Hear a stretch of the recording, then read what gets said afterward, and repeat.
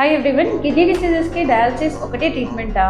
యూజువల్గా పేషెంట్స్ ఏమనుకుంటారంటే డయాలసిస్ చేయించుకుంటే ట్రీట్మెంట్ కంప్లీట్గా అయిపోతుంది. అది నిజం కాదు. చాలా మందికి కిడ్నీ ప్రాబ్లమ్స్ డిటెక్ట్ అయినప్పుడు డయాలసిస్ గురించి భయపడుతూ ఉంటారు. కానీ మెజారిటీగా మన కిడ్నీ ప్రాబ్లమ్స్ అనేది ఎందుకు వస్తాయంటే మన risk factors BP, sugar, obesity, infection, stones, dehydration, chronic kidney diseases అవన్నీ వచ్చినప్పుడు వాళ్ళకి రెగ్యులర్గా మానిటర్ చేయడం వల్ల మనకి కిడ్నీ డిసీజ్ వస్తుంది. యూజువల్గా డయాలసిస్ అనేది ఒకవేళ మన కిడ్నీస్ లెస్ దెన్ 15% పని చేసినప్పుడు ప్లస్ దాంతో పాటు వేరే సిమ్టమ్స్ అలాగా శ్వాస రావడము, కాళ్ళవాపులు ఉండడము, మొత్తం బాడీలో నీరు ఉండడము, అలాంటప్పుడు యూజువల్గా వామిటింగ్స్, నాసియా రావడప్పుడు చేస్తాం. యూజువల్గా కిడ్నీ డిసీజ్ సాడ్ థింగ్ ఏంటి అంటే అది చాప కింద నీరు లాగా అసలు మీకు సిమ్టమ్స్ చాలా సంవత్సరం వరకు రాదు. సో బెటర్ ఏంటి అంటే మీరు ఇవన్నీ రిస్క్ ఫ్యాక్టర్స్ లో ఉన్నప్పుడు కిడ్నీ సింపుల్ గా 2 టెస్ట్ చేయించుకోండి ఇయర్లీగా. ఒక యూరిన్ టెస్ట్, ఒక బ్లడ్ టెస్ట్, క్రియాటిన్ టెస్ట్, ఇంకా ప్రోటీన్ టెస్ట్. అది చేయించి మీ ట్రీటింగ్ డాక్టర్ని కలవండి. So early diagnosis and life style changes తో మనం కిడ్నీ డిసీజ్ ని అవాయిడ్ చేయొచ్చు.